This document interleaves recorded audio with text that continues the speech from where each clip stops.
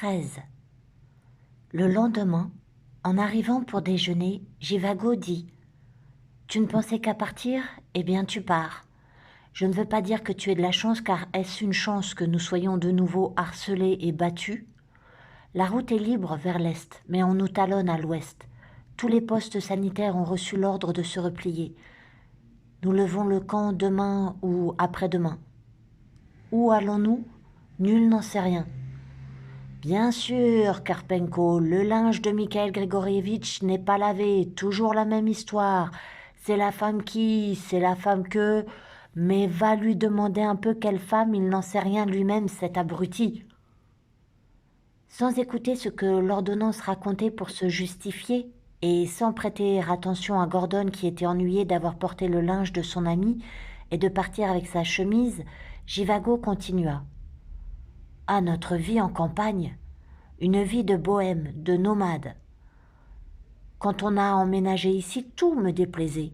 L'emplacement du poêle, ce plafond trop bas, cette boue, cette chaleur étouffante. Et maintenant, rien à faire, je n'arrive pas à me rappeler l'endroit où nous étions avant. Et il me semble que j'ai passé un siècle ici, à regarder sur les carreaux de faïence de ce coin de poêle le soleil jouer avec l'ombre mobile de l'arbre sur la route. » Ils se levèrent sans se presser pour faire leur pactage. La nuit, ils furent réveillés par du bruit et des cris, une fusillade et des pas précipités. Une lueur sinistre éclairait le village. Des ombres passaient furtivement le long de la fenêtre. De l'autre côté du mur, les propriétaires de l'Izba s'étaient réveillés.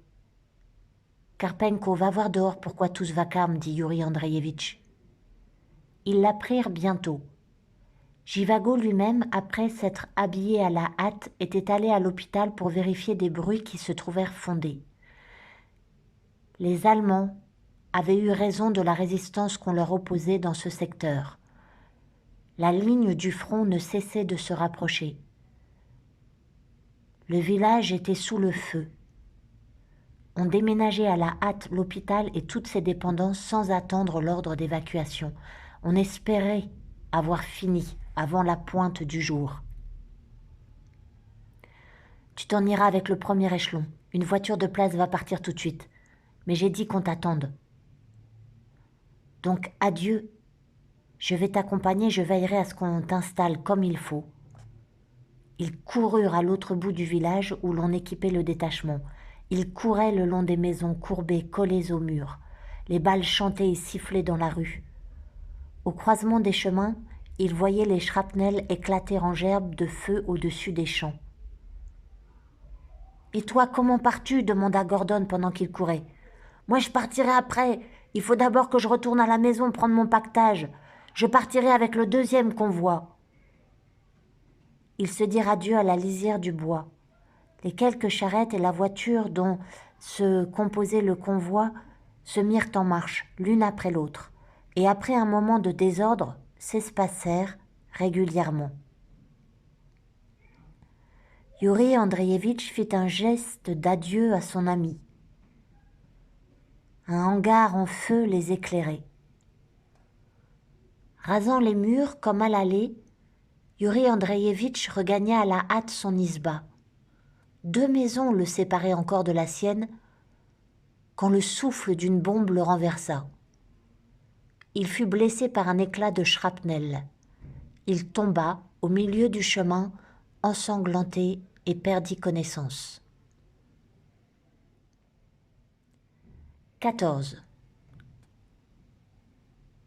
L'hôpital de l'arrière était installé dans un bourg perdu du district de l'Ouest sur une ligne de chemin de fer dans le voisinage du quartier général. C'était la fin de février, le temps était plus doux. Dans la salle des officiers en convalescence où l'on soignait Yuri Andreevitch, on avait ouvert à sa demande la fenêtre qui se trouvait près de son lit. L'heure du déjeuner approchait. En attendant, les malades tuaient le temps comme ils pouvaient. On leur avait dit qu'une nouvelle infirmière était arrivée et qu'aujourd'hui, elle allait s'occuper d'eux pour la première fois. Galiouline, couché juste en face de Yuri Andreevitch, lisait les journaux. Retch, et Rouskoye Slovo, qui venaient d'arriver et s'indignaient des blancs laissés par la censure. Jivago lisait les lettres de Tonia que la poste aux armées avait tout apportées en même temps. Le vent agitait les pages des lettres et les feuilles des journaux. On entendit des pas légers. Yuri Andreevitch leva les yeux. Lara venait d'entrer dans la salle. Yuri Andreevitch et le sous-lieutenant la reconnurent, chacun à l'insu de l'autre. Lara ne connaissait aucun d'eux. Elle dit « Bonjour, pourquoi la fenêtre est-elle ouverte? Vous n'avez pas froid ?» Et elle s'approcha de Galiouline. « Où avez-vous mal ?» demanda-t-elle, et elle lui prit la main pour tâter le pouls. Mais au même moment, elle le relâcha et s'assit sur une chaise près du lit, confondue. « Quelle surprise, Larissa Fyodorovna !» avait dit Galiouline. « J'étais dans le même régiment que votre mari, je le connaissais bien, j'ai rassemblé pour vous toutes ces affaires. »« Ce n'est pas possible, ce n'est pas possible, répétait-elle. Quel hasard extraordinaire. Ainsi vous le connaissiez? Racontez-moi vite comment tout cela s'est passé. C'est vrai qu'il est mort enseveli sous terre? Ne me cachez rien, n'ayez pas peur, je sais tout. » Galiouline n'eut pas le courage de confirmer les renseignements qu'elle avait eus par ouï-dire. Il résolut de lui mentir pour la tranquilliser. « Antipov est prisonnier, dit-il. Il s'est engagé trop loin avec son unité au moment d'une attaque et s'est trouvé isolé. Il a été encerclé et obligé de se rendre. » Mais Lara ne le crut pas. La rapidité étourdissante de ses répliques l'avait bouleversée. Elle n'arrivait pas à dominer les larmes qui lui montaient aux yeux, mais elle ne voulait pas pleurer devant des étrangers. Elle se leva rapidement et sortit de la salle pour se ressaisir. Elle revint un instant plus tard, apparemment calmée. Elle évitait de regarder Galiouline pour ne pas se remettre à pleurer. Allant droit au lit de Yuri Andreevitch, elle prononça d'une voix distraite la formule « Bonjour, où avez-vous mal ?» Yuri Andreevitch voyait son trouble et ses larmes, voulait lui demander ce qu'elle avait, voulait lui raconter comment il l'avait déjà vue 2 fois dans sa vie, quand il était lycéen et quand il était étudiant. Puis il pensa que ce serait indiscret et qu'elle se méprendrait sur ses intentions. Puis il se rappela brusquement Anna Ivanovna couchée dans son cercueil, les cris que Tonia avait alors poussés au Svitsev Vradjek. Il se retint et dit seulement « Je vous remercie, je suis médecin et je me soigne tout seul, je n'ai besoin de rien. » Pourquoi se vexe-t-il? Pensa Lara, et elle regarda avec étonnement cet inconnu au nez camus qui n'avait rien de remarquable. Durant plusieurs jours, le temps fut variable. Un vent chaud chuchotait inlassablement pendant les nuits qui sentaient bon la terre humide. Et pendant tous ces jours-là, des renseignements étranges provenaient de l'état-major. Les soldats recevaient de leurs familles des rumeurs alarmantes. Les liaisons télégraphiques avec Saint-Pétersbourg étaient souvent coupées. Partout, dans tous les coins, on tenait des conversations politiques. Quand elle était de garde, l'infirmière Antipova faisait 2 rondes, l'une le matin, l'autre le soir, et échangeait des remarques insignifiantes avec ses malades des autres salles, avec Galiouline et avec Yuri Andreevitch. Quel homme étrange et curieux, pensait-elle, jeune et peu aimable. Le nez camus, on ne peut pas dire qu'il soit bien beau, mais intelligent dans le meilleur sens du terme, avec un esprit vif, séduisant. Mais il ne s'agit pas de cela, il s'agit de mettre un terme au plus vite aux obligations qui me retiennent ici et de me faire transférer à Moscou le plus près possible de Katenka. Une fois à Moscou, il faut que je demande à être libérée, que je retourne chez moi à Yuratine et que je reprenne mon service au lycée. Pour le pauvre Pacha, c'est clair, il n'y a plus d'espoir, il n'y a donc plus de raison de jouer les héroïnes. C'était seulement pour le retrouver que j'avais inventé tout cela. Qu'est-ce qu'elle doit devenir, ma petite Katenka? Pauvre enfant. À cette pensée, elle se mettait à pleurer. Que de changements ces derniers temps. Naguère encore, le devoir envers la patrie, les exploits militaires, les grands sentiments civiques étaient sacrés. Mais la guerre est perdue. C'est là le malheur. Et à cause de cela, tout se renverse. Il n'y a plus rien de sacré. D'un seul coup, tout a changé. Le ton, l'air, on ne sait plus comment penser ni qui écouter. Comme si on vous avait mené par la main toute la vie comme une petite fille, et puis subitement, on vous lâche. Apprends à marcher toute seule. Et personne autour de vous, plus de famille, plus d'autorité. On voudrait maintenant s'appuyer sur l'essentiel, sur la force de la vie, ou sur la beauté, ou sur la vérité. C'est à elle qu'on voudrait se confier, maintenant que les intentions humaines sont culbutées, à leur direction plus totale et plus inflexible qu'elle ne l'a jamais été en temps de paix, dans cette vie dont nous avions l'habitude et qui n'existe plus. Dans mon cas, Lara se reprit à temps, c'est ma fille qui doit être ce but, cet absolu. Maintenant, sans ce pauvre Pacha, elle n'était plus qu'une mère. Elle consacrerait toutes ses forces à Katenka, la pauvre orpheline.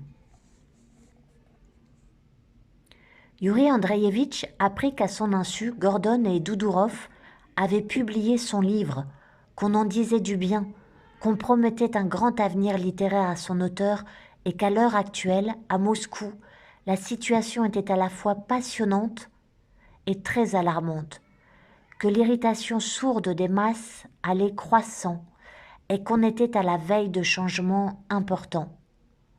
On voyait s'annoncer de graves événements politiques.